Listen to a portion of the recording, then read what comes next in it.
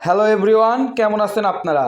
আজকে দেখেন কি করছি, বাজার থেকে কলম্বো মাছ নিয়ে আসছি। এই যে কলম্বো মাছ, এটা নিয়ে আসছি বাজার থেকে। এই কলম্বো মাছ গায়েস, এই যে এখানে পেঁয়াজ পাতা কুচি কুচি করতেছে। এই পেঁয়াজ পাতা দিয়ে আজকে কলম্বো মাছ ভুনা করে খাবো গায়েস। পেঁয়াজ কুচি, পেঁয়াজ পাতার কুচি কুচি অংশ,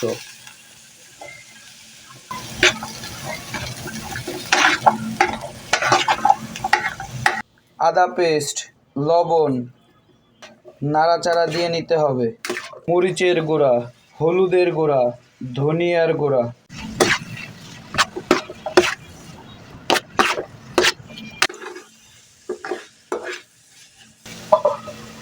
ওয়াও, কি সুন্দর একটা ফ্লেভার আসতেছে। একবারে পুরো পেঁয়াজ কলিগুলো খুব সুন্দর সিদ্ধ হয়েছে, দেখাই যাইতেছে। এখন পানি দিয়ে দিতে হবে। পানি না, হলুদ মিশ্রিত পানি দিতেছে এটা, তবে এটা পানি। এখন যে মাছগুলো আসছিল কলম্বো মাছ, ওই দুইটা মাছ খুব সুন্দর মতো ভেজে নিছে লামিয়া।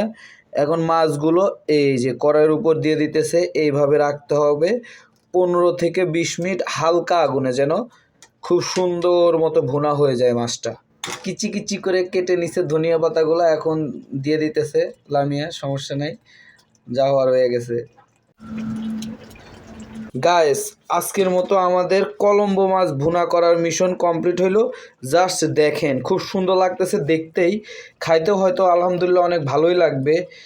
খুব সুন্দর করে লামিয়ে এগুলো ভুনা করছে, অস্থির লাগতেছে।